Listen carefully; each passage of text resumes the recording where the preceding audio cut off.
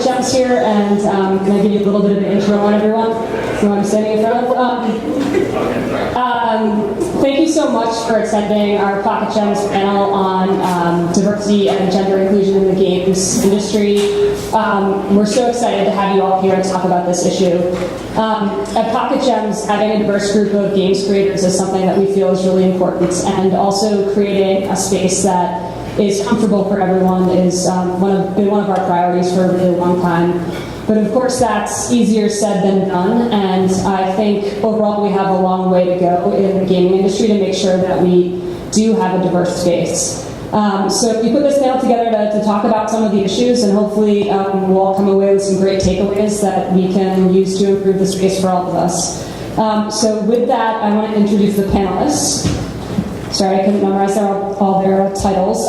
This is Rachel Weber of GamesIndustry.biz, Emily Greer, who's the co-founder and CEO of Kongregate.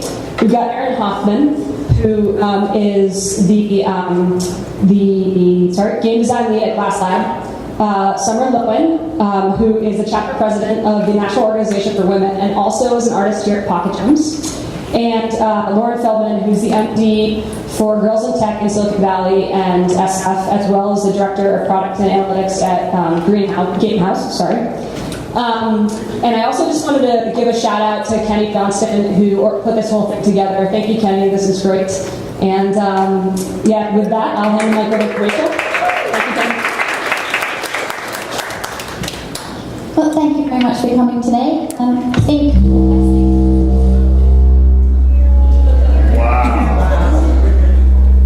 I'm feeling it.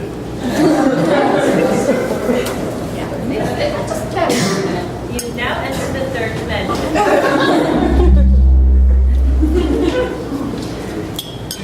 Okay, there we go.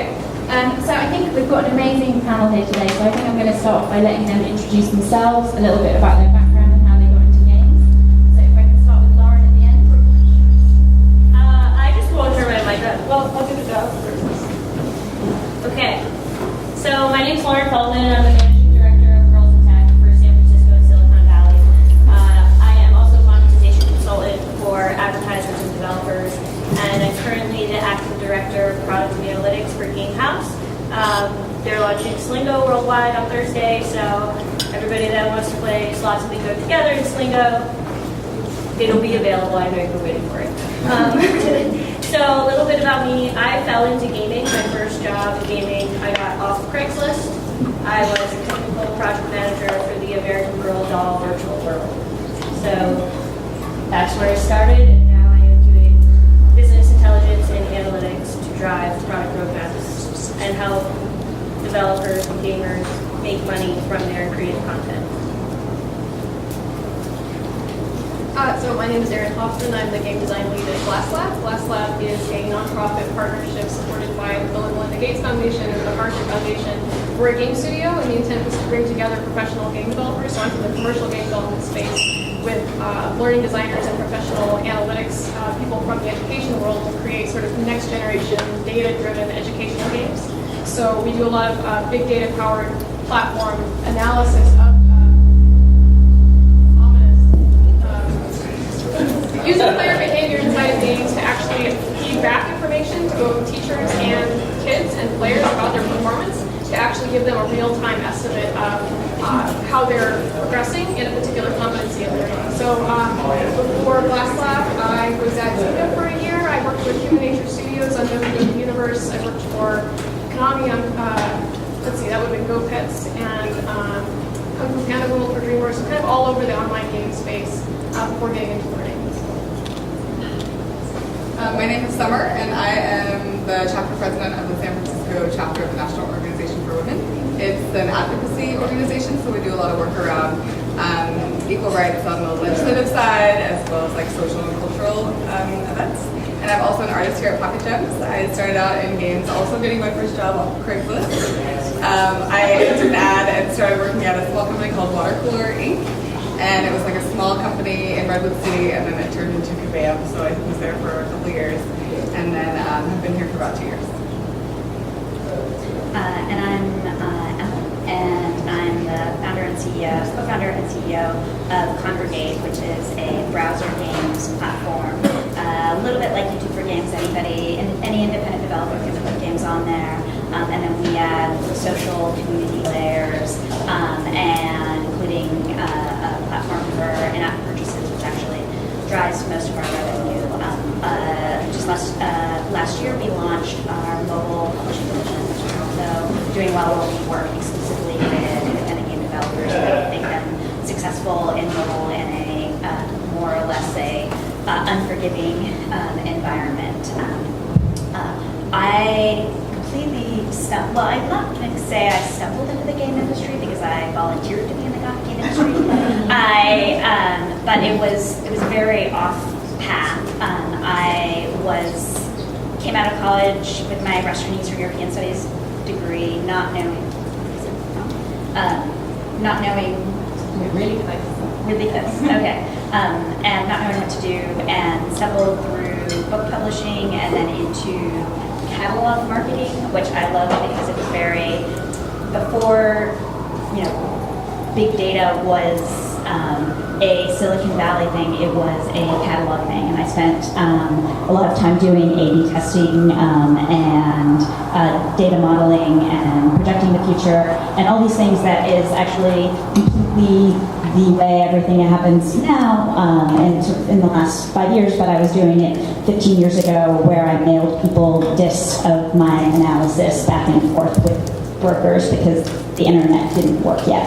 So I got bored with that and almost went back to grad school in econ, and then decided not to do that for various reasons. And my brother, who had been a game programmer and had a game studio that failed, and then went to work for EA, had the idea of starting Kongregate, and actually had started it for 2 weeks without me, but I was consulting on the business plan, and I said, I've never done games before, but I love to play them, and this is more fun than what I'm doing, and I have a business practical side that Jim doesn't have, so I volunteered to be a co-founder, and he didn't say no.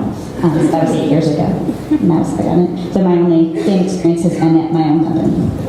That's a good, really diverse mix, I think. And I think the next thing to really ask is, because we're all up here sort of talking about personal experiences, what has been a time when you felt included and empowered by the company you work for or the situation you're in? And what was another time when perhaps you felt that either you've been misunderstood or misrepresented or just not made to feel like a real voice within your company? Obviously, it's slightly different for you, Emily, because I'll skip this one. But yeah, if you could start and then pass the mic down, and we'll do it that way.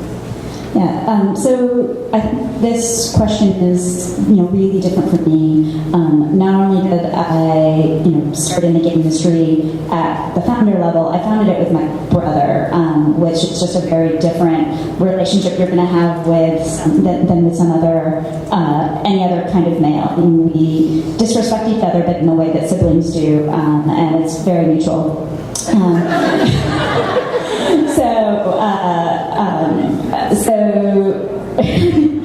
There's a bunch of Kongregate employees who are sitting right there to keep me honest. And, the experiences that I've had where I didn't feel treated well were actually not in the game industry. It was in when we were raising money for Kongregate, and I had never really believed in sexism in my heavily female catalog world. And then I met VCs, and they really changed my mind about that. I remember pitching, we were pitching one particular VC, and Jim had done the main pitch, and I was the one who was answering questions and knew the detail of the business because that's, I have a memory for facts. And as soon as I finished speaking, they always looked back to Jim. Always. They never looked at me. The moment the pitch was over, they all crowded around him, asking him questions, wanting to know what game he was playing. And I was just sitting there, standing kind of like 4 foot back with this wolf pack of VCs around him, like I wasn't there. And, that was just really sort of visceral feeling of, I don't matter here. I'm not visible. Personally, I've never felt it in the game industry at large. I've always sort of felt that people were, excited that I was here and, happy to be be there, but I know that my experience is not a typical one, and haven't had that experience so viscerally in another environment. I believe it to be very largely true in other places.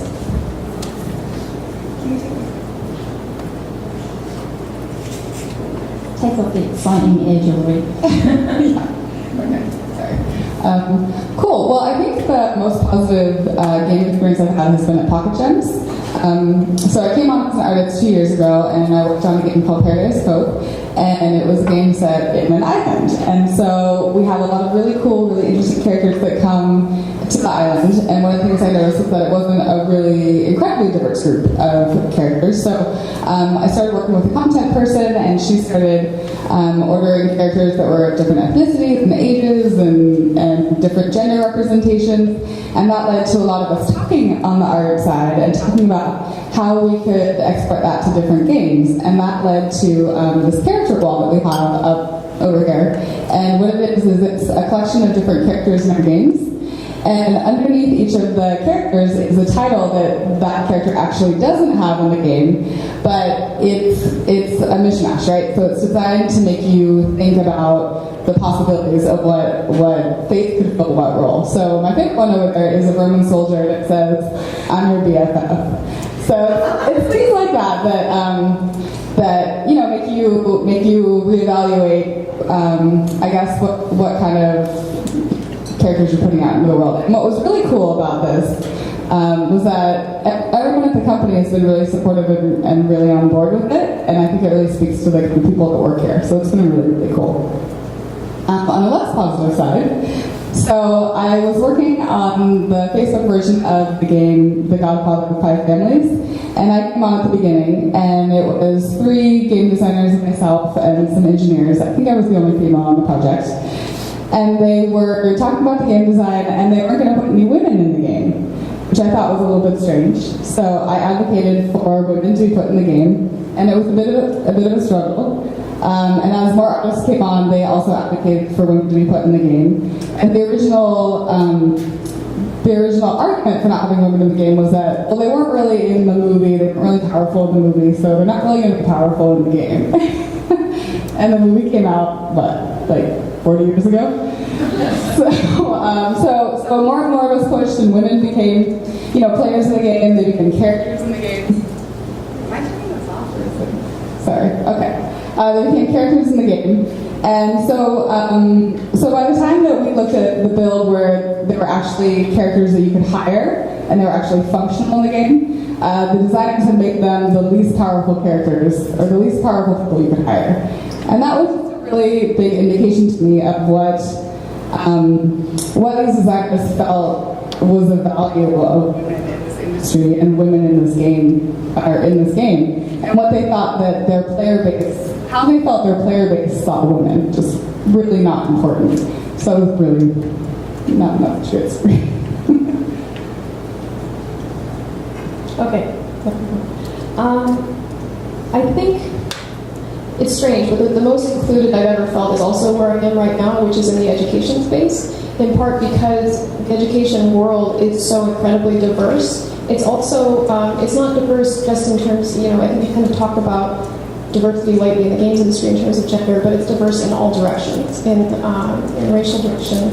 It's diverse in age. I was at an education conference, and it's the first time in a really long time that I haven't looked around and felt like I was the oldest person in the room, which is very strange. I'm only 33. So it's, I think you hit a point in video games where if you're older than 25, you start to notice how old you are all the time. It's very weird because it's a very young industry, and so education has been extremely different that way. I think it's still, it's outside the games industry, so it's hard to compare, but there's just so far that we have to go in terms of maturation that way.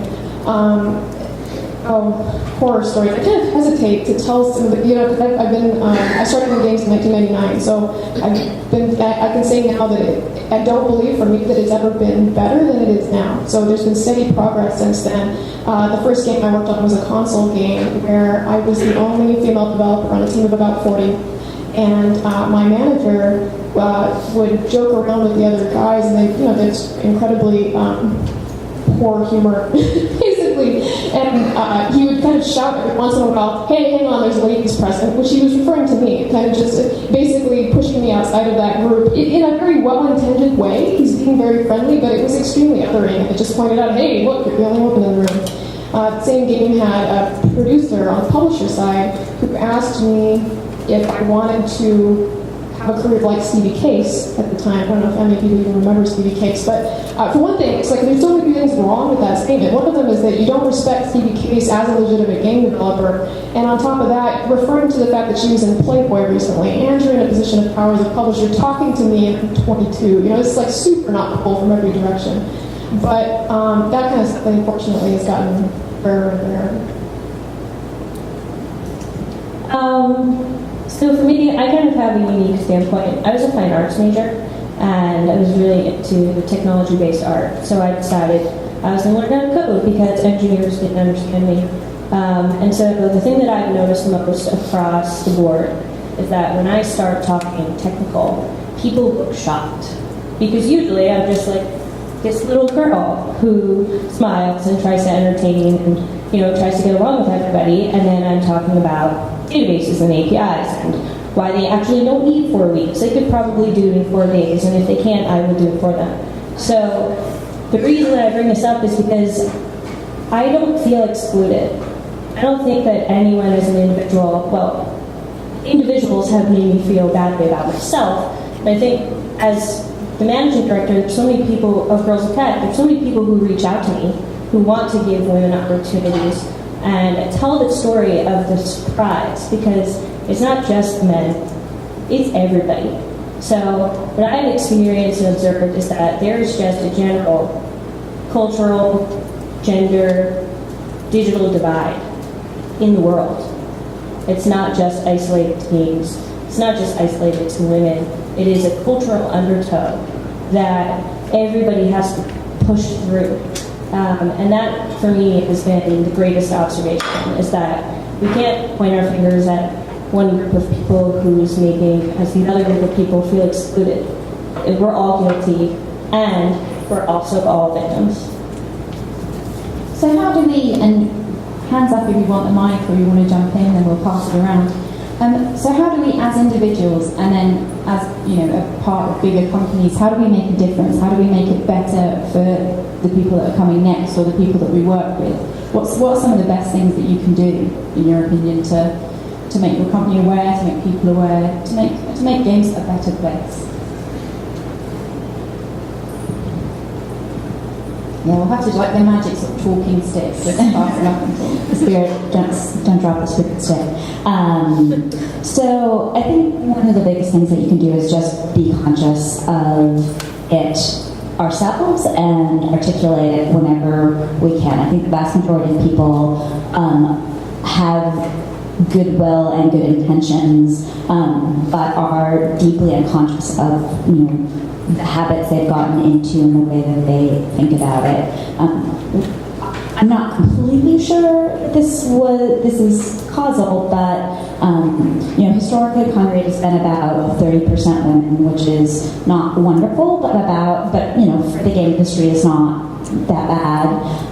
But last year in 2013, we had kind of a rough patch where we made 8 hires and only one of them was female. And I was suddenly feeling like, this is the balance has really gotten a little off, and sort of the culture was actually getting more bro-y than it had been before, and I just started kind of commenting on it to various people, and then people who were doing the main hiring managers. And I don't know how much it influenced it, but after we started talking about it, this year we've made 13 hires, and 9 of them have been women, including 2 engineers. Now, some of that is kind of luck of the draw in terms of who you get, because certainly it wasn't. We're not changing our standards. Everybody goes through a very rigorous process, but I do think that there's a very real thing that, especially with some of the male hiring managers, that the fact that they knew that I cared and that I was paying attention to it and made them, I think, more aware that this was a positive, and that this is candidates that they should really be taking seriously. And then, many of them turned out to be awesome and are, and several of them are in front of me. And so I don't know how much of a difference it made, but going from 1 to 8 to 9 out of 13 in 1 year is a pretty dramatic difference. The other thing is it's not just gender. There's a lot of different things to be inclusive of, and also again, we historically had a fairly heavy drinking culture, and I think, and I'm definitely a part of that. But as we've matured, there are more and more, I think, heard kind of more comments about that, and started, we have this annual thing where we bring all of our remote employees in called Work from San Francisco Week, and instead of planning just kind of various bar-related events, we actually went to a lot of effort to have every night event be something that was kind of neutral on that, from a baseball game to bowling to board game night to other things, so that wasn't, it was still a little bit a marathon of alcohol for those who chose it to be, but it felt like more of a choice. And it was a little bit more friendly to people who have, different interests and different, tastes, and, trying to be sort of sensitive to the needs of, parents who aren't going to can't come out at night, and other types of people, and just taking the time to be conscious is really important.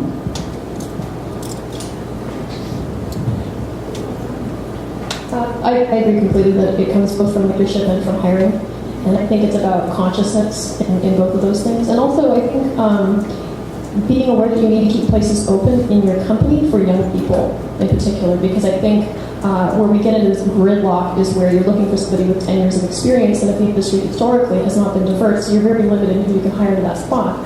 But if you kind of hold the line for diversity on your junior hires, there's a lot of people to pull from. And do you guys read that there was an article about how Etsy multiplied their female engineers by 500% in 1 year, and how they did it. It's a fascinating story about how they were looking for female engineers and not able to find them, and they decided we just need to grow them, we need to train them, and we need to go younger and younger. And I think they went down to high school, started with high school interns and brought young people into their offices, and wound up getting really excellent hires out of it as well. At GlassLab, we were hiring a junior engineer and not getting the applications that we were looking for diversity-wise, and I went to the IGDA and the IGDA scholarship program, and they have been extremely helpful lately in making sure that their IGDA scholars, which are sent to the GDC, are both really excellent candidates and are also very diverse. And so we were able to turned out to be a very outstanding hire from that group, just by being open to this idea of we're going to hire young people, we're going to make space for them, and we're going to look very across a wide net when we make those hires. Yeah, just to add to that, I think one of the most surprising conversations I had was I went to an incubator. I was called in, and we were having a conversation. I was telling him about Girls in Tech, and he was saying how he would love to support women, but he couldn't. And to my face in this meeting, and I was like, okay, is there something that's holding you back? He's like, well, there's too much risk involved. And here was someone who was willing to, behind the scenes, financially support a female-focused not-for-profit who wouldn't talk about it. Because he was scared that he might say something to the press, to the media, to a female at one of our events that would be perceived in the wrong manner. And so here was someone who was really powerful, who really wanted to help, who was frightened by the industry. And so for me, the best thing that we can do with the community is just talk about the hard things. I don't think that I would ever want to organize an event that was women only, even though we have a female-focused organization. Because to me, I'm just promoting exclusion if we do that. So, like, my biggest message always is talk about it. So if you think you're going to insult someone by what you say, you can call me, we can kind of talk about it, and then you can insult me, and we'll smile about it, and we'll get on with it. It's kind of my feeling about what we can do as a group.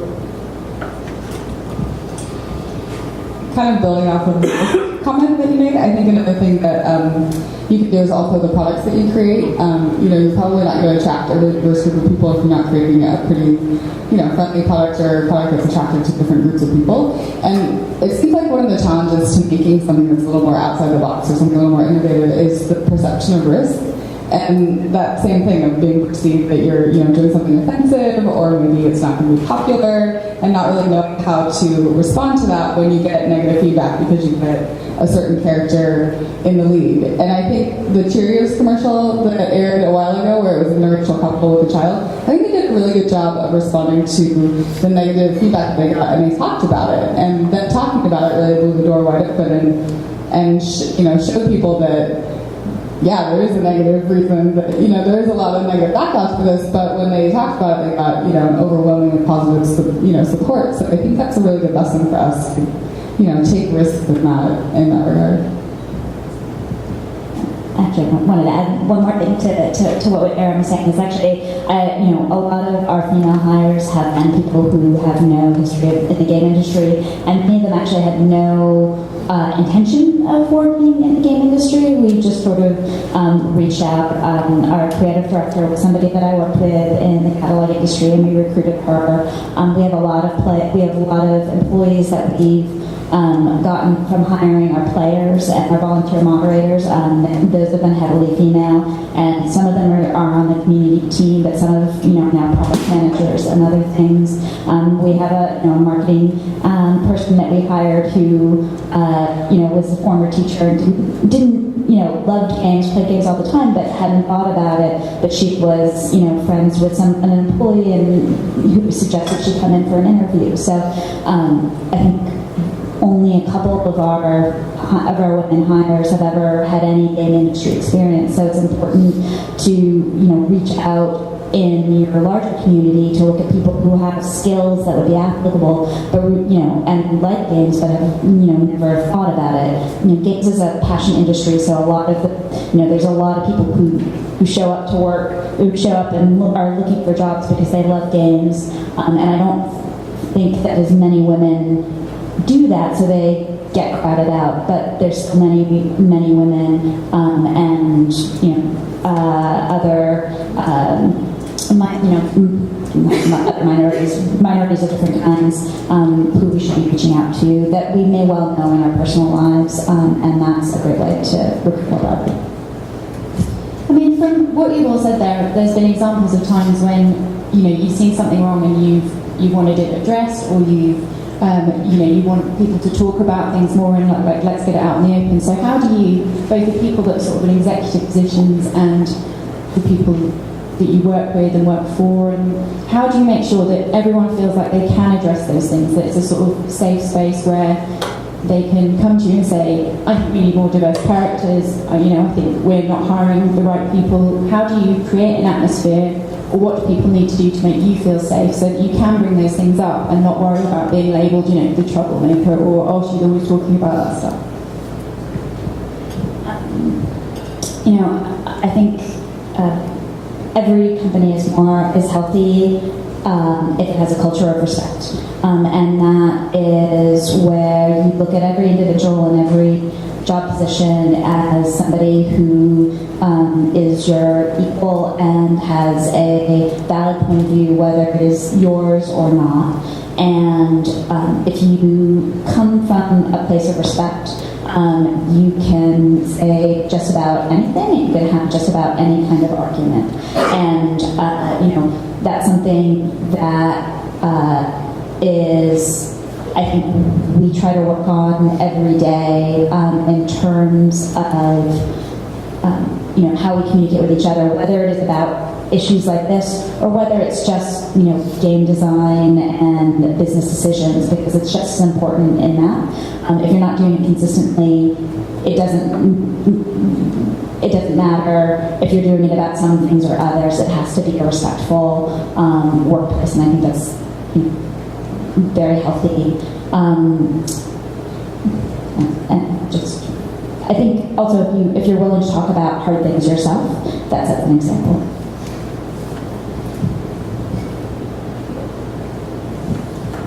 So I think in an ideal company, that's probably true. The companies that I've worked at, in truth, like, there's not been a safe place. There hasn't been an unsafe place, per se.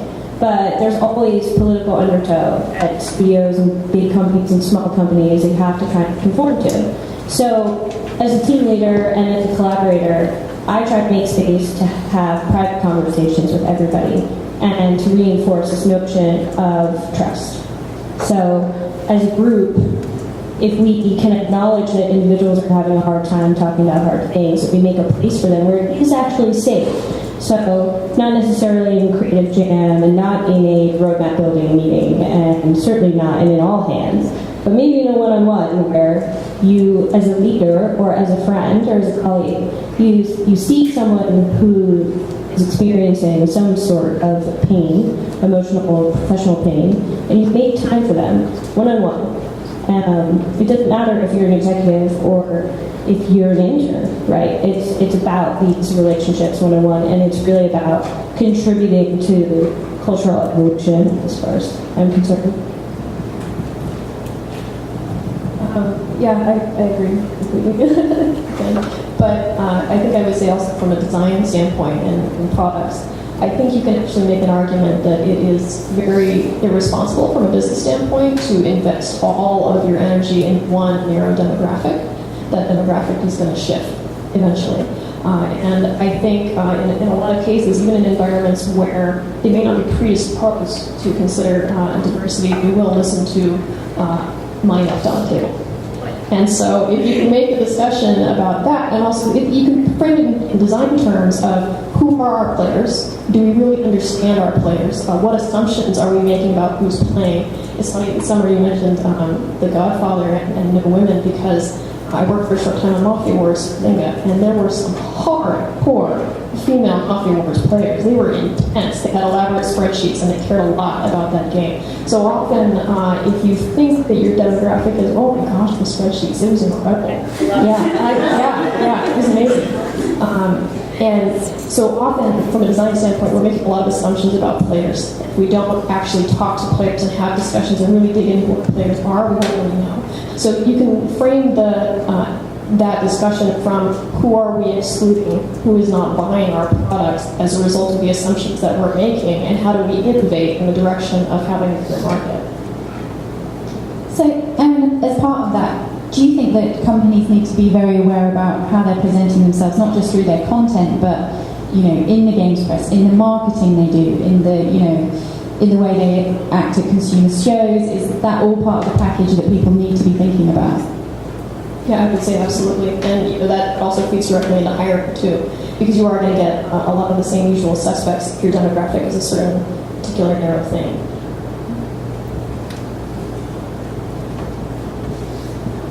I think advertising is actually a particular thing to speak about, because that's something that we have struggled with significantly, because as an open platform, we have a lot of games that we're not making ourselves, and other people are making choices about them, and they're very boob-heavy choices.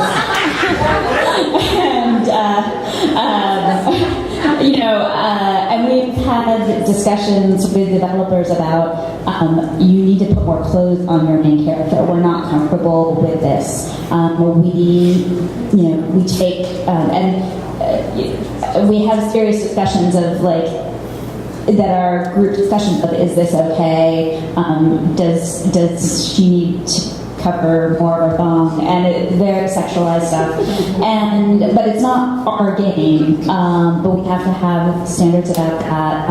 We take advertising down, and we've had to have a lot of we're competing against, people who are, using very sexualized images for their ads, welcome to the orgy or whatever deceptive thing that they're running.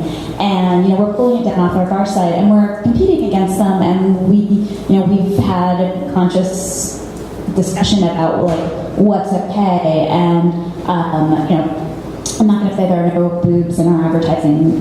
There is, but it's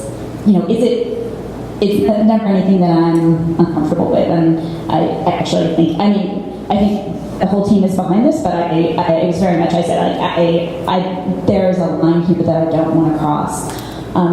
There's actually a competitor that I won't name that was running ads that were, ones that were about, Roman orgies or something that was, really bad, and we kept blocking them on AdSense. They wouldn't be running on our site, and they kept popping up underneath URLs, and I don't know if the competitor was running them directly or if it was an affiliate, but they were really something that I was not okay with in the industry. So I knew the COO, so I emailed him and phrased it in a way that I'm sure it's an affiliate who is, running this thing, but you should know that this is probably,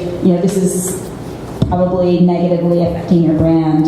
And so we had the conversation, and I will never know if that company was running it intentionally or not. But he did apologize, and regardless, I said something externally that I thought was damaging to the industry largely. So that's. In addition to that, I think it's also important to celebrate the different kinds of people that you work with. So, not just having the same faces coming out and talking to the media, sort of, you mentioned that earlier, showcasing a wide range of people that work at your company, and that's something that Kenny's done really well with our blog, is that he calls out different accomplishments of different people at the company, and a lot of this stuff people do in their free time, and so I think it really sort of opens the door for people to see each other in a different light, maybe, than how they are here, You see a lot of male developers, a lot of, the art team is about half and half, and then, a lot of female people a lot of female recruiters. And it's just, I think, that's sort of indicative of the industry itself, right? That's just sort of who goes into those jobs. But it's really cool seeing people work in totally different aspects than what they do here. So, for example, one of our developers is a musician, and another developer started a nonprofit in, I think it was India, establishing a blood bank. And it's things that you would just never even think about. And so it really helps to humanize everyone, and I think that in turn helps you to create a better product where you create different characters or different storylines that appeal to a wider range of people. Anyone got anything else to add to that? I don't want to cut anyone off, but I know we've got the talking stick, so I have to do a bit better. So I think sort of moving back to, just because I'm sure it's the thing I get probably asked most as a games journalist, and especially as a female working with the games industry, is how do I get in there? How do I sort of stand out? How do I break in? Isn't it for boys? How do I make myself stand out? Will anyone want me? Which is amazing to me, even in this day and age, that people are asking if the fact that they're female is going to be a problem getting into an industry. And sort of depressing. So what are just some of the tips in the confidence building, and just for anyone from any background can use to sort of help find their way into the industry, because you've got it in so many different ways.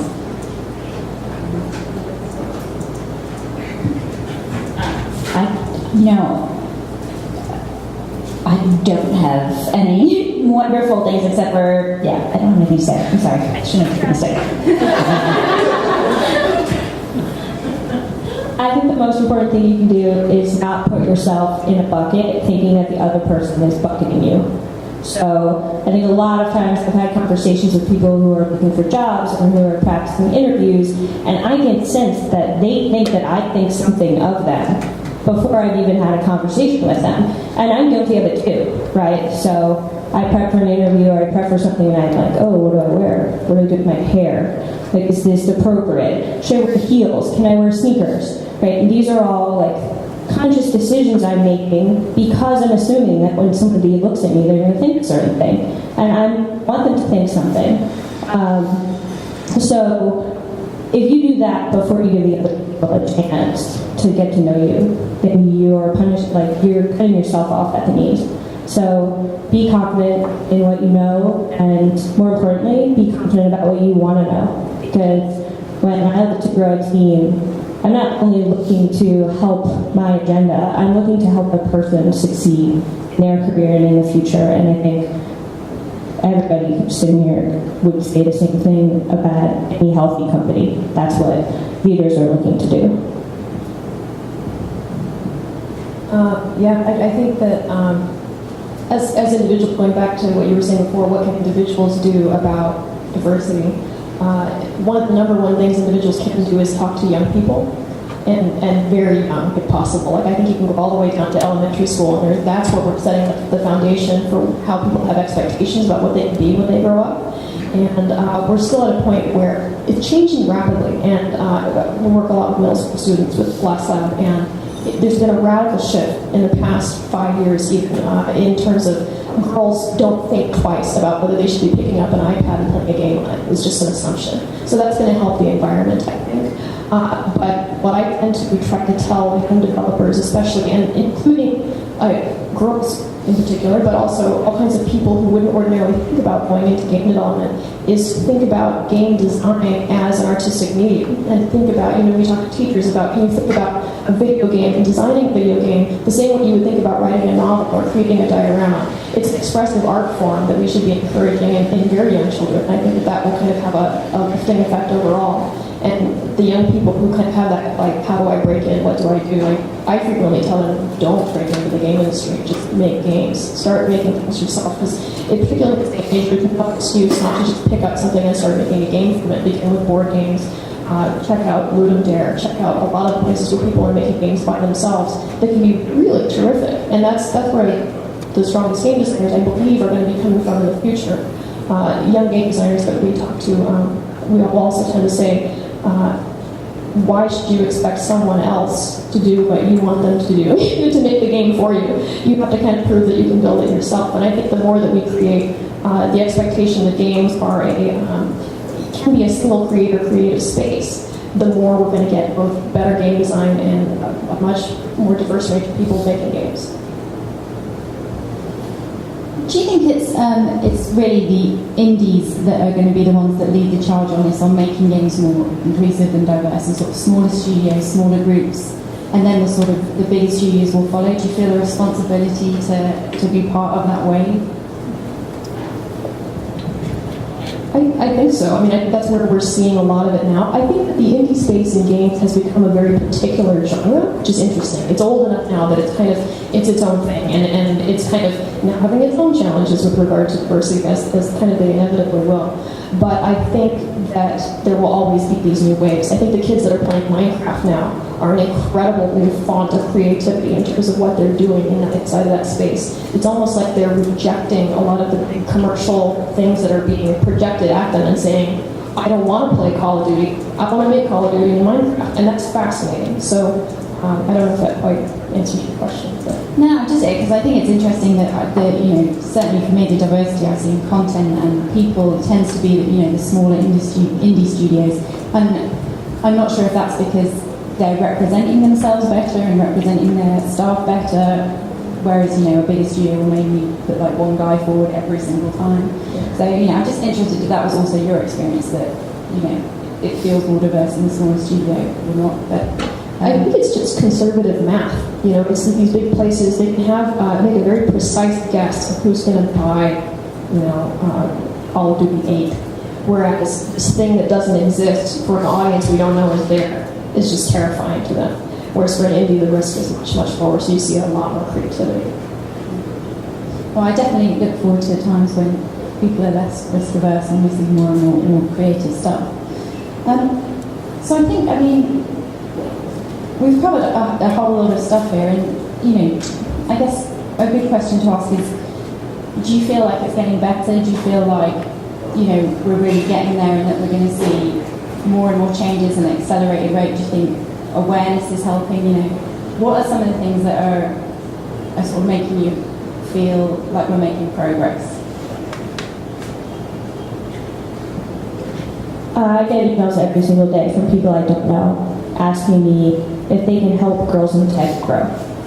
And so to me, that means that awareness is working. I think that there's a gap, right? There's a gap between young females coming up through the STEM fields and the women who are currently employed and have careers that are growing. And it's a matter of really filling that gap. It's hard. It won't ever fill it, but I think because there's so much focus on the senior level involvement of women and also on the upbringing of women in many fields, we're bound to get closer. No, I agree. I think, yeah, the things like the competitions and things that are happening now that are getting a lot of publicity, and even to an extent things like crowdfunding and things mean there's a lot more opportunities, and hopefully that will work its way up to being, I think the thing that makes me hopeful is that there are a lot of discussions that are happening on a regular basis and that are not necessarily led by women. So I'm on various industry lists, and there were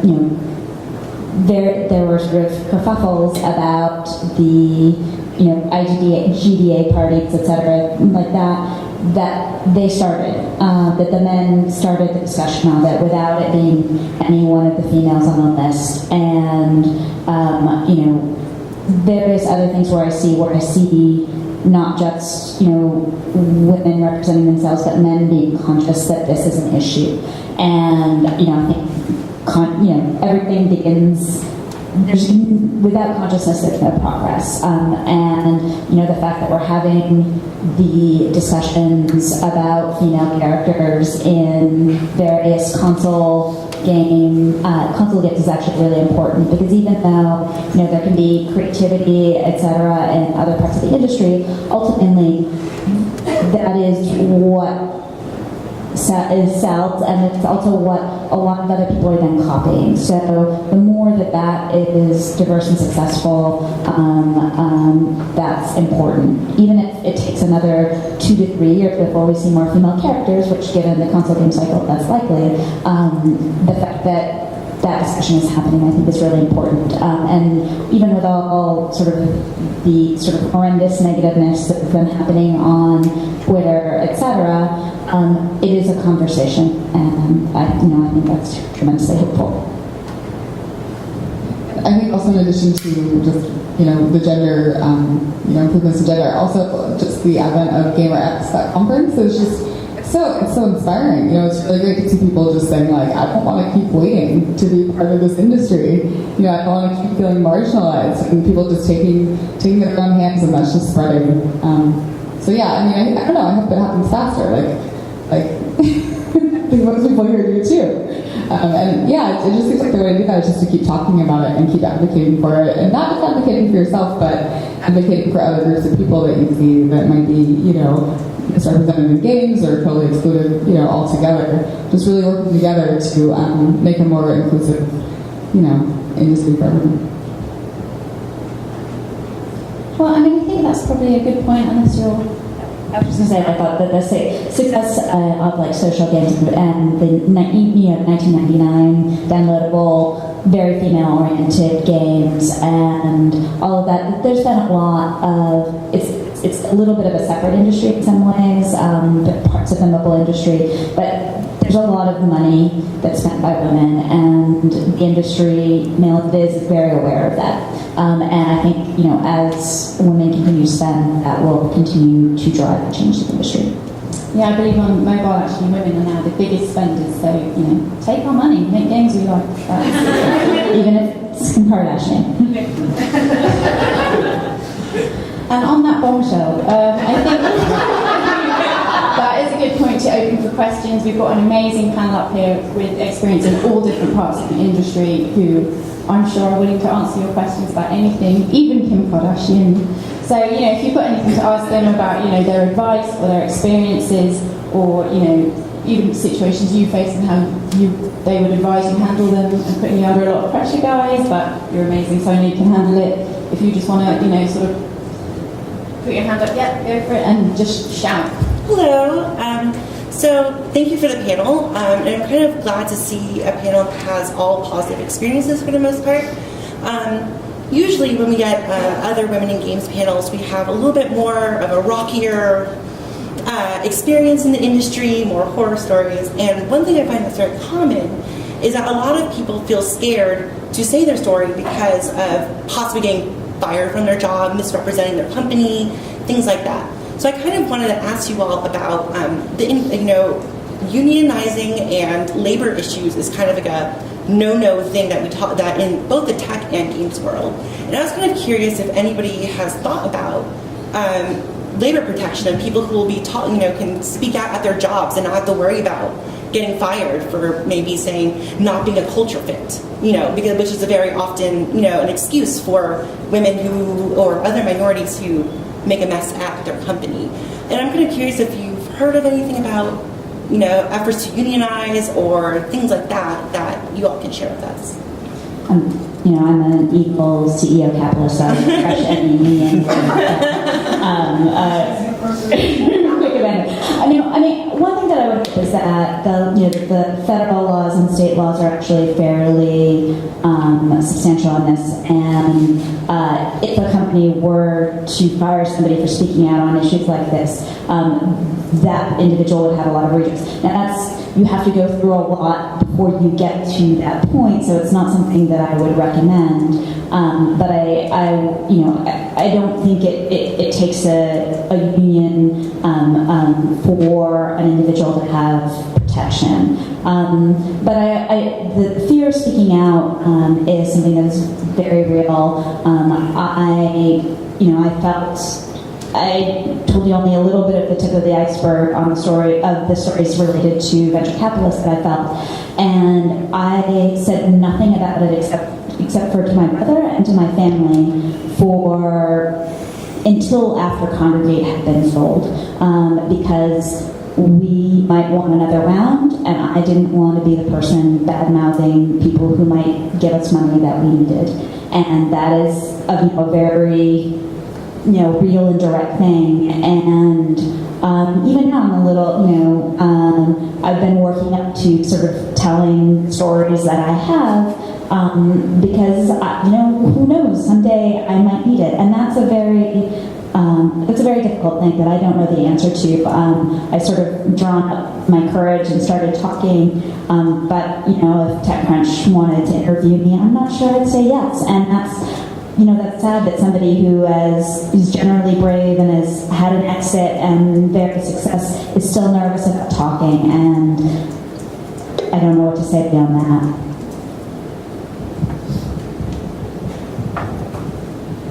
So I don't have anything really wise to say about it either, other than it's a really personal choice whether or not you choose to tell your stories. Because it's not just the company's brand that you're talking about, you're also talking about yourself. So while I don't think any of us really harped on our negative experiences, I don't think it means that we haven't had any. I think that it means that I'll now speak for myself, that I talk about my negative experiences to people that I trust and to my own union. And that union is composed of mentors, family, friends, and occasionally colleagues. And I've made a choice to lead by example and to use my negative experiences to hopefully prevent other individuals from going through them. But you're right, it's a big problem. I don't know that there's necessarily a solution. There's probably lots of them, but I don't know that I could advocate for a great one.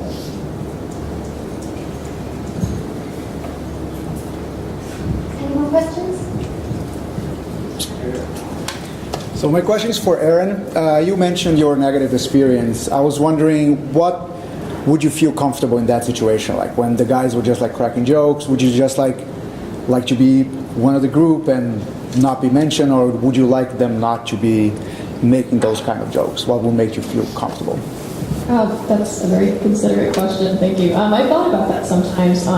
Even just kind of when I was talking about it earlier, I thought if I could go back and be myself again at that, I was just out of college. There was no way I knew how to handle that situation. But I think I would have talked to my manager and said, hey, look, can you think about this from my perspective? And is there any good answer when you say, hey, there's ladies present, what can I possibly say that can have a good result in that situation? Because the answer is nothing, right? And so if you just think about that, and we can have a conversation about it, then I think it actually would have stopped on its own if there had been an environment where I felt like I could have had that conversation with him. So it is about, I think it's very much leadership driven, comes all the way from the top, goes down. But it's about asking the questions of the people who work for you in particular. Is there anything that's ever made you feel uncomfortable? Is there anything we can be doing better? How do you feel about your ability to speak up in this environment? You know, and it's more complicated than that. I think that there are things that other people in the environment can also do to just kind of, especially if they're at a peer level and witness this going on, and say, hey, do you think that's necessarily cool? And you can talk to people one-on-one about it and just create a more supportive environment, I think. It's probably a big answer, but. Part of the games industry is not only the company you work at, but also the fans that they have. And so I've noticed even more, like as you mentioned, like this panel is pretty positive. So far, my experience so far in employers has been very positive, which is great. The fan community is often where you can get a lot of this kind of hatred. It's like, you can't design this game, you're a girl, or like, what's this person doing in this game? They're ugly, or whatever. And you hear it from the fans. Do you guys have any thoughts on, as individuals, how we should be addressing that, but also as companies? Like, when can the company step forward and be like, hey, we actually don't necessarily want you as a fan? Is there a time when a company should step up and be like, this is inappropriate? Done.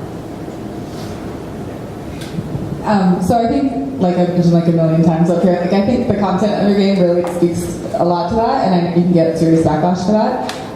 But if you can address it, I guess, like in the forums that we have, in an interesting or creative way, where you put up that character with like a statement like, something fun, like we support this character, or these are so and so's hobbies, and sort of like kind of flip it on its head a little bit and maybe use humor or entertainment to address it. I think that's a way to not as directly say like, look, you guys need to stop, but it's like we support the choices that we made, and we're going to keep supporting the choices that we made. Another way is to, I think talk about it directly is really important as well.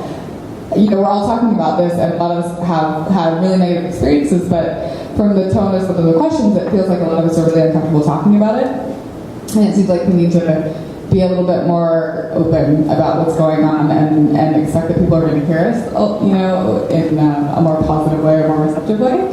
And the more that we can just not care as much about the negative reaction that you're going to get, it seems like that's how we're really going to move things forward, both with the fans and with people that we worked with.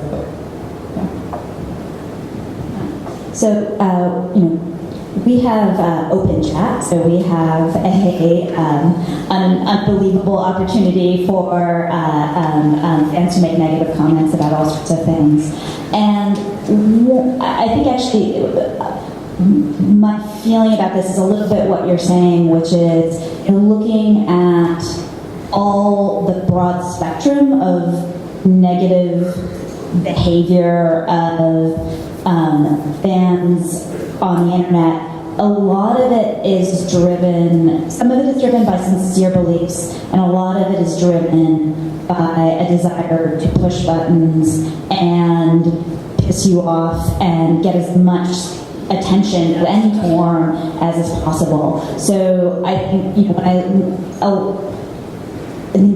when we look at working with our community overall, and our community managers right there, and be happy, I'm sure, to talk to you about it. We spend a lot of time about training our moderators and training our staff around distraction and entertainment, and not allowing trolls to get the attention that they're craving, and that the best reaction is to, because you can never ban anybody, like it's the internet, there's always a way around it, and the best way is to stay positive, be funny and human as much as possible, and distract and try and move away from the negative behavior. I mean, I think there is real misogyny, and then there is a lot of just 15-year-old boys who want to push buttons and don't really even understand sort of the horrendousness of what they're doing. They just know it's horrendous and they know they're reacting. And it doesn't make it less horrible, but it does change what really is probably the best way to address it. I do think that video game companies have absolutely a leadership responsibility to their fan bases. I think that it's very complicated how you manage a fan base. Community managers can tell you this. Fan groups are incredibly complex. But to me, the textbook of how you can respond positively to a negative situation was how BioWare stepped up behind Jennifer Hepler. I don't know if you remember when the fans were attacking her on the basis of they had identified her somehow as like responsible for the gay relationships in Mass Effect games and just were being horrendous. And BioWare just put up a post and said, look, this is completely unacceptable. This is not what represents us. We support Jennifer, which is going to be one of our developers. Deal with it. And it's settled down. And I think what a lot of companies don't realize is that the fans do look to them for leadership. And if they don't provide that leadership, it's going to continue to evolve. So, in terms of fans commenting on your product, I'm going to put my business hat on for a minute. And your fans who take the time to complain are probably your biggest fans. Let's forget for a moment that they're saying something horrendous. Let's hope they're not, and they're just kind of commenting about some shitty feature or some bad experience that they've had.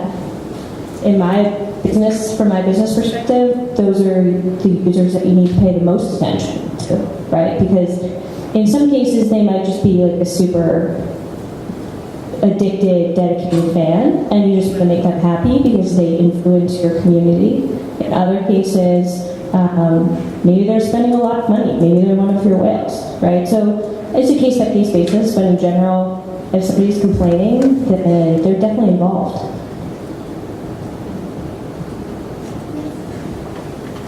Hi, I just want to say I have a question, but just a comment from being 65. In my 20s, I could not have come to a meeting like this and seen 5 women who are leaders and experts in the community. I would only have seen 5 males, so it is changing. My question, is it changing enough in salary? Are the salaries comparable for engineers in the gaming industry or marketing or different to the males in the industry? Does anyone feel confident enough to field a salaries question? I'll field it.